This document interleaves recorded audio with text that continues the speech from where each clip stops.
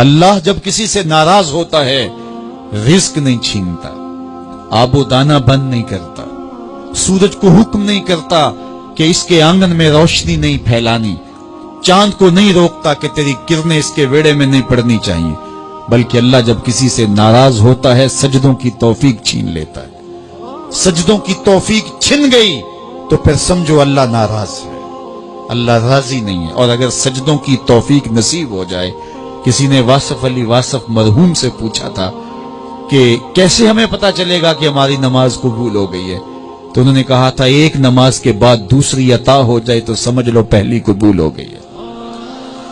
تو نمازوں کا نصیب ہونا یہ اللہ کی رضا اور اللہ کی خوشنودی کی دلیل ہے، اور سجدوں کی توفیق کا چھن جانا یہ اللہ کی ناراضگی کی دلیل ہے۔ میں اور آپ دیکھیں کہ ہم کہاں کھڑے۔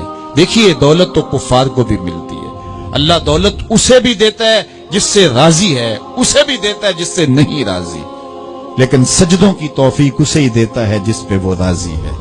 تو 5 گانا نماز شعار زندگی بنا لیجئے، نماز قضا نہ ہونے پائے۔ قیامت کے دن بے نمازی اس صف میں کھڑا ہوگا جس صف میں نمرود کھڑا ہوگا، جس صف میں حامان کھڑا ہوگا، قارون کھڑا ہوگا، شداد کھڑا ہوگا۔ مجھے بتائیے ہم میں سے کوئی یہ گوارہ کرتا ہے ہم اس صف میں کھڑے کر دیے جائیں جہاں دشمنان خدا کھڑے ہوں؟ آج کوئی نماز پڑھے یا نہ پڑھے، حشر کے دن حکم ہوگا کہ اللہ کے حضور سجدہ کرو۔ ہر کوئی سجدہ کرنا چاہے گا، جو نہیں پڑھتا وہ بھی کرنا چاہے گا، لیکن بے نمازی کی کمر اکڑ جائے گی، وہ آرزو رکھنے کے باوجود سجدہ نہیں کر پائے گا۔ قرآن بتاتا ہے کچھ لوگ جہنم کو دھکیلے جا رہے ہوں گے، انہیں کچھ لوگ پوچھیں گے ما سلککم فی سقر، تم جہنم کو کیوں جا رہے ہو، کیا ہوا تمہیں؟ تو وہ جواب میں کیا کہیں گے؟ لم نک من المصلین، ہم نماز نہیں پڑھا کرتے تھے۔ سب سے پہلا حساب قیامت کے دن جو بندے سے لیا جائے گا وہ نماز کا لیا جائے گا۔ پہلا سوال بندے سے یہ ہوگا۔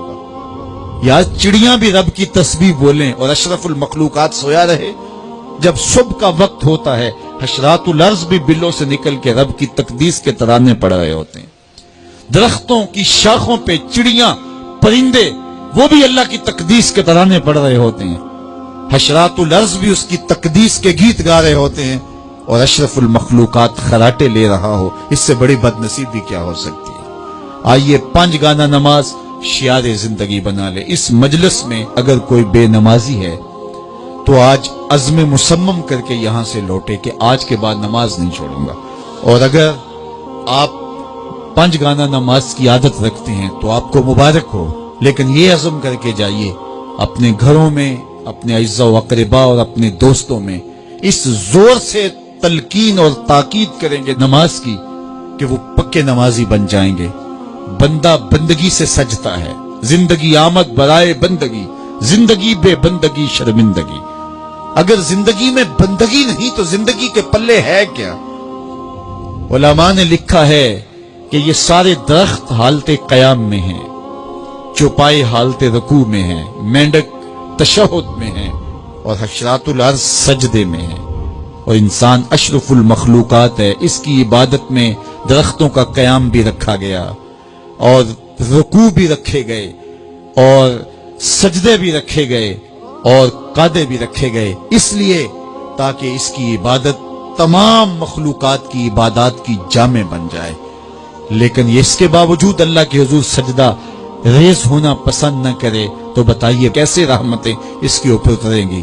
خوش نصیب تو وہ ہیں جو 5 گانا نماز ادا کرنے کے بعد تہجد بھی قضا نہیں ہونے دیتے، سجدوں سے اللہ کے حضور حاضری پیش کرتے ہیں۔ سب سے زیادہ بندہ اللہ کے اس وقت قریب ہوتا ہے جب سجدے میں سر رکھا ہوا ہوتا ہے۔ انسان